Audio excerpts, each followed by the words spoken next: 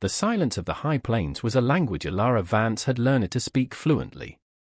It was a language of rustling sagebrush, the distant cry of a hawk painting circles on a canvas of merciless blue, and the steady, rhythmic creak of the windmill that was the heartbeat of her isolated life. For 5 years, since the silence had first fallen over her own heart, this was the only conversation she craved. Her homestead was a fortress, its fences not just for keeping cattle in, but for keeping the world out. The world, with its chaotic noise and its sudden, brutal violence, had taken everything from her once, her Thomas, with his gentle hands and quiet laugh, her Leo, with his sun-bleached hair and a future that had stretched as wide as this very sky. She had built this life from the ashes of that one, a quiet penance of solitude. But on this day, as the sun bled out across the western horizon, staining the clouds in hues of blood and bruised purple, a new sound intruded. It was a ragged, desperate gasp, a sound that didn't belong to the land. It was the sound of a man dying. She found him collapsed against the northern fence line, a place where the wire she'd stretched so taut had sagged with his dead weight. He was Modoc, his features sharp and proud even under a pall of dust and agony. From the center of his back, just below the shoulder blade, jutted the splintered shaft of a spear, a crude and ugly thing of raw wood and obsidian. His leather tunic was a ruin of dark, sticky blood. Every instinct, honed by 5 years of self-preservation, screamed at her to turn back. To run to the safety of her cabin, bar the door, and let the plains claim what was already lost. This was the very chaos she had fled. He was a warrior, and where there was one warrior, there were others. Bringing him into her home was like inviting a lit torch into a hay barn. It was madness. And yet, she could not move. Her eyes fixed on the hand that lay palm up in the dirt, the fingers curled slightly as if reaching for something. It was a strong hand, but it was just a hand. It reminded her of Thomas's, how he would reach for her in the dark. In that moment, the man ceased to be a symbol of the frontier's danger and became simply a human being in his last extremity. The memory of her husband, a doctor who had never once turned away a soul in need, rose up in her like a tide. What was this solitary life worth if she let a man die at her doorstep for the sake of a peace that was, in truth, just a long, hollow echo of grief? With a shuddering breath that felt like a betrayal of her own carefully constructed defenses, she knelt. The decision, once made, settled in her bones with the weight of inevitability. She placed a hand on his forehead, it was slick with sweat and burning with fever. His eyes fluttered open, dark and unfocused, clouded with a pain so vast it seemed to have its own gravity. A single word escaped his lips, a dry whisper of his own tongue, before his eyes rolled back and he was gone again into the darkness. She had to break the spear. The thought was as sickening as it was necessary, she couldn't get him through the door otherwise. Gritting her teeth, she gripped the weathered shaft, her knuckles white. The crack of the wood was sharp and violent in the encroaching dusk, a sound of desecration. A low groan tore from the man's throat, and Elara felt a tremor of his agony travel up her arms. Heaving, straining with muscles unaccustomed to such a burden, she dragged him, inch by agonizing inch, across the dusty yard and into the sanctuary of her cabin. As she bolted the heavy oak door behind them, the first sound reached her from the hills. It was faint, carried on the rising wind, but unmistakable. A drum. A deep, resonant thrum that spoke not of celebration, but of pursuit. It was the sound of the world she had shut out, and it was coming for her. The cabin, once her cloister of quiet sorrow, transformed into a tense crucible of life and death. The air grew thick with the metallic tang of blood and the herbal scent of the poultices she prepared. The steady beat of the drums from the hills became the night's menacing metronome, a constant, chilling reminder of the world pressing in on the thin wooden walls of her small haven. Outside, the wind howled, a symphony for the encroaching darkness. Inside, the only sounds were the crackle of the hearth fire, the man's labored breathing, and the frantic pounding of Elara's own heart. She worked with a desperate, focused energy she hadn't felt in years, the motions learned at her husband's side returning to her hands as if by instinct. She tore strips from her cleanest linen sheets, boiled water, and laid out the few surgical tools Thomas had left behind, a gleaming, terrible inheritance. The spearhead was lodged deep, a black, jagged tooth of obsidian buried in muscle and sinew. Removing it would be an act of butchery that might kill him as surely as leaving it in. He drifted in and out of consciousness, a ship tossed on a feverish sea. In his moments of lucidity, his eyes, dark and wild with pain, would find hers. He spoke in fragments, his voice a raw rasp, a mix of his own tongue and broken English. He called himself Cale. He spoke of his pursuers not as a rival tribe, but as something else, something unnatural. Not the people, he gasped, his fingers clutching at the rough blanket she'd covered him with. Hollow men. They beat the drums to mock the spirits. To spread fear he mentioned a man named Silas, the leader. A white man. This revelation struck Ilara with a cold dread. This wasn't a tribal conflict she had stumbled into, it was something far more twisted, a perversion of traditions used as a weapon of terror. As she cleaned the wound, her touch as gentle as she could manage, Cale's delirium deepened. He spoke of a sacred duty, of an object he was tasked to protect. The serpent's eye, he murmured, his brow furrowed. It sleeps in the heart of the mountain. It shows the veins of the earth. The poison and the gold. Silas wants its knowledge. Not its spirit. The words painted a grim picture of greed, a hunger for the land's hidden wealth that would desecrate anything in its path. It was a story as old as the frontier itself, a story she knew all too well. Each beat of the distant drums now felt like a nail being hammered into a coffin. They were closer now, the sound no longer a faint whisper on the wind but a definite, rhythmic pulse that vibrated through the very floorboards of the cabin. She had to get the spearhead out. There was no other choice. Steeling herself, she gave him a strip of leather to bite down on. "I am sorry," she whispered, the words feeling utterly inadequate. His eyes met hers, and in them, she saw not just fear but a flicker of understanding, of trust. It was a terrible burden. She took the forceps, sterilized them in the fire until they glowed, and took a deep breath. As she leaned over him, her world shrinking to the grisly geography of the wound, a detail he'd mentioned earlier snagged in her memory. He had spoken of Silas's band clearing a valley to the east, many seasons ago. A brutal raid, he'd called it, made to look like the work of warriors. The Eastern Valley. A cold knot formed in Ilara's stomach. That was where her farm had been. That was where Thomas and Leo were buried. The drums were a roar now, and the man on her table was no longer a stranger, but a possible key to the locked room of her own past, a past she now feared she had never understood at all. The night deepened, and with it, the terror. The drums stopped. The silence that followed was worse, a heavy, listening stillness that felt infinitely more threatening than the noise it replaced. Every creak of the cabin's old wood, every skittering sound from the roof, was a potential footstep, a prelude to violence. Ilara sat in a straight-back chair near the hearth, her husband's old rifle laid across her lap. It was cold and heavy, an object she hadn't touched in 5 years, yet her hands remembered its balance, its deadly purpose. Cale was finally sleeping, a deep, fever-induced slumber, his breathing shallow but steady. The obsidian spearhead lay on the rough-hewn table, a black, malevolent shape in the flickering firelight. She had gotten it out. The ordeal had left them both shaking and slick with sweat, a shared trauma that forged a bond stronger than any words. She stared into the flames, her mind a maelstrom. The Eastern Valley. A clearing. A raid made to look like something it wasn't. The official report had been simple, brutal, and common, a renegade war party, a tragic loss, another faceless incident of frontier violence. She had accepted it, had built the fortress of her solitude upon that terrible foundation. But Cale's fragmented words had planted a seed of doubt, and that seed was now sprouting into a monstrous tree of suspicion. A voice from the darkness outside shattered the silence. "Good evening, in the cabin." It was a white man's voice, educated, laced with a chilling, almost theatrical politeness. It was not the voice of a common bandit. Ilara's blood ran cold. Her grip tightened on the rifle stock, the wood smooth and familiar against her trembling hands. "I know you're in there.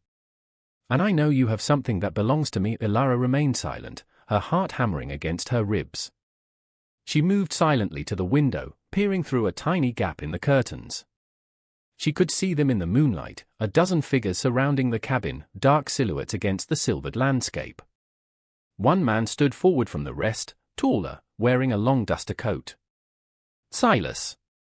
He's a thief and a murderer, the voice continued, calm and reasonable.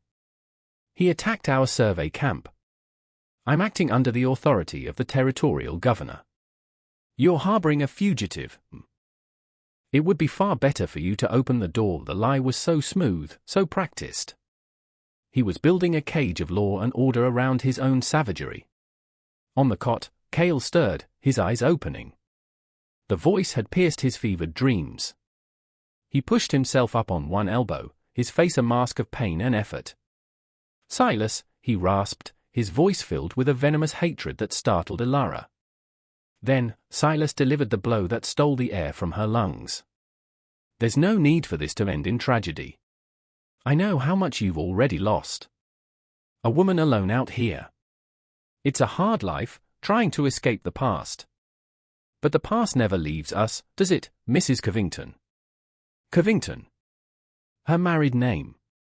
A name no one in this territory had spoken in 5 years.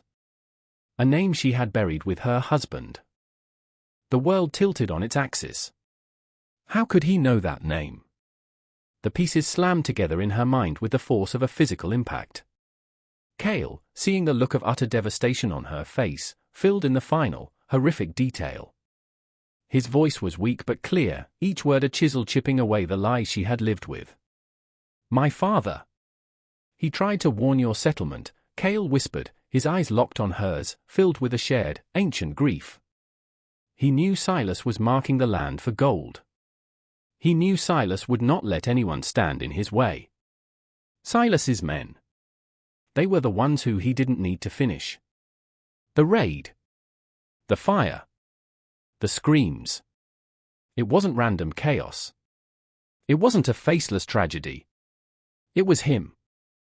The man whose polite, menacing voice was even now floating through her window was the architect of her agony, the murderer of her husband and child.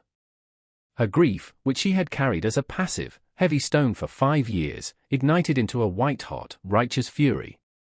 This was no longer about protecting a stranger. This was about justice. The cabin was no longer her sanctuary, it was a battlefield. And the war had begun 5 years ago. The politeness in Silas's voice evaporated, replaced by the cold, hard edge of command. Burn it, he ordered, the 2 words carrying across the night air with absolute finality. The illusion of civility was stripped away, revealing the raw brutality beneath. A torch flared to life in the darkness, a hungry orange tongue licking at the night. It arced through the air, a falling star of malice, and landed on the dry roof of the lean-to where she kept her firewood. The crackle of catching kindling was instantaneous, a terrifyingly eager sound. The cabin, her fortress against the world, was about to become her tomb. But the woman who stood inside was not the same one who had bolted the door hours earlier. The grieving recluse was gone, consumed by the fire of a newly awakened purpose. Elara Vance was dead, Elara Covington was reborn in the crucible of this night. A cold, clear focus descended upon her. Fear was still there, a knot of ice in her gut, but it was now a tool, a whetstone sharpening her senses. She moved with fluid efficiency, her actions deliberate and sure. The floorboards, Cale grunted from the cot, pointing with his chin towards the far corner of the room. Under the rug. My people use them. Escape tunnels. It wasn't a tunnel, but a shallow crawl space Thomas had dug for storing root vegetables, leading out to the back of the cabin near the rocky creek bed. A desperate chance. He'll expect us to run, Elara said, her voice low and steady as she threw the rug aside, her mind working faster than it had in years. He thinks I'm a frightened widow. He's about to find out how a widow fights when she has nothing left to lose. Smoke began to curl down from the ceiling, acrid and blinding. The fire roared, a ravenous beast chewing through her home. Together, they became an unlikely unit of war. Cale, too weak to stand for long, became her strategist. He knew Silas's tactics, the way his men thought, the blend of military discipline and chaotic savagery they employed. They'll come for the windows first, he breathed, coughing as the smoke thickened. 2 on each side. He'll keep his best men with him at the front. Elara moved to the first window, her husband's rifle feeling like an extension of her own arm. She waited, listening to the fire, to the shouts outside, to the steady rhythm of her own breathing. When the first shadow blotted out the moonlight in the window frame, she didn't hesitate. The rifle's report was deafening inside the small cabin, a thunderclap of retribution. A cry of pain answered from the darkness. She worked the bolt, ejected the spent cartridge, and slid another into the chamber. The movements were automatic, a muscle memory from a life she thought she'd left behind, a life of hunting with Thomas in these very hills. She was no longer just a healer, she was a protector, a warrior in her own right, defending the memory of her family against the man who had destroyed them. The fight became a blur of smoke, shadows, and concussive blasts of gunfire. Cale would call out a warning, and she would react, a grim dance of survival. Finally, the front door splintered under the impact of a heavy log used as a battering ram. Through the smoke and flying debris, Silas stepped in, a pistol in his hand, his face illuminated by the flames, a mask of arrogant fury. He saw her, and a cruel smile twisted his lips. "You see," he taunted, his voice rising above the roar of the fire. "You can't escape what you are. You built your little house of peace, but the world is made of fire and blood, Mrs. Covington." He raised his pistol, but in that split second, Elara saw not the face of a monster, but the empty space where her husband should have been standing. She didn't fire the rifle. Instead, she threw the heaviest thing she could reach, the cast-iron skillet from the hearth, still hot from the fire. It struck him square in the face with a sickening thud. As he staggered back, stunned, she launched herself forward, not with the rifle, but with the obsidian spearhead clutched in her hand. She drove it into his shoulder, the same place Cale had been wounded, a poetic, terrible justice. He screamed, a sound of pure shock and pain, and stumbled back out into the night, his men scattering in confusion as their invincible leader fell. Elara grabbed Cale, pulling him towards the open floorboards as the roof above them began to groan, ready to collapse. They scrambled into the darkness of the earth, leaving the inferno of their stand behind them, the fire consuming the last vestiges of Elara's old life and purifying the ground for whatever was to come next. Dawn broke over a landscape of devastation and silence. The sky, washed clean by the night's violence, was a pale, innocent blue. Where Elara's cabin had stood was now a smoldering, blackened rectangle of ruin, a funeral pyre whose smoke still coiled lazily into the morning air. The bodies of Silas's men lay scattered where they had fallen, stark and still in the new light. Silas himself was gone, having crawled away with his followers into the darkness, a wounded beast returning to its lair. Elara and Cale emerged from the creek bed, covered in dirt and soot, their faces grim, their bodies aching with a profound exhaustion that went deeper than muscle and bone. They were alive. In the quiet immensity of the plains, that simple fact was a miracle. They stood for a long moment, simply breathing the cool, clean air, watching the sun climb higher, a silent testament to their survival. The days that followed were a slow, deliberate turning of a page. The first task was grim but necessary, burying the dead. Cale, despite his wound, insisted on helping, chanting quiet prayers for the spirits of the fallen, even for the men who had tried to kill them. It was an act of grace that resonated deep within Elara. Then, the rebuilding began. It started not with wooden nails, but with trust. A week after the fire, a delegation from Cale's tribe appeared on the horizon. They came not with weapons, but with their elder, a man whose face was a roadmap of wisdom and hardship. He carried the serpent's eye, the sacred stone, which Cale had retrieved from its hiding place. They came to thank Elara, the solitary white woman who had saved their kinsman and stood against the serpent, Silas. They brought timber from the high mountains, cured hides, and skilled hands. They helped her rebuild her home, not as it was, but stronger, with a foundation of shared respect. The work was slow, but it was healing. As Elara's hands grew calloused from the labor, the callus around her heart began to soften. She learned their words for sun and water and friend. They learned her stories of Thomas and Leo, not as ghosts of a tragic past, but as the men whose love had forged the strength she now possessed. Cale healed, his physical wound closing and the deeper wound in his spirit beginning to mend. He had restored his father's honor and protected his people's sacred trust. He could have returned to his village a hero, but he chose to stay, to help Ilara raise the rafters of her new home. Their bond was not one of romance, but something quieter, deeper, a kinship of survivors, a found family born from fire and blood. They were a bridge between two worlds that had so often met in conflict. Months turned into a year, then two. The new cabin stood proud, a testament to collaboration. The fence line, once a barrier to keep the world out, now served as a gentle boundary for a shared space. Modoc children would often play near the creek, their laughter a sound Ilara never thought she would hear again without a pang of sorrow. Now, it was just music. She taught them letters from an old book that had survived the fire. They taught her the constellations as their people saw them, weaving stories across the night sky. The territorial governor, responding to a carefully worded report from the Modoc elder, eventually sent marshals to investigate Silas's activities. Stripped of his authority and his mystique, Silas and the remnants of his band were hunted down as common criminals, their reign of terror brought to an ignominious end. Justice, it turned out, was not a sudden thunderclap, but a slow, grinding dawn. Ilara stood on her porch one evening, watching the sun set. The light was the same fiery spectacle as it had been on the day she found Kale, but it no longer felt like a wound in the sky. It was just beautiful. Kale worked nearby, mending the very section of fence where he had collapsed, his movement strong and sure. A young Modoc girl with eyes as bright as obsidian ran up to Ilara, offering her a handful of wild berries. Ilara smiled, a true, unburdened smile that reached her eyes, and accepted the gift. Her solitude was gone, replaced not by noise, but by life. She was no longer a recluse hiding from grief, but a healer, a protector, a bridge. She had faced the architect of her pain and discovered that the only way to truly honor the dead was to live, fully and fearlessly, for the living. The silence of the high plains was still there, but it was no longer a language of loneliness. It was a language of peace.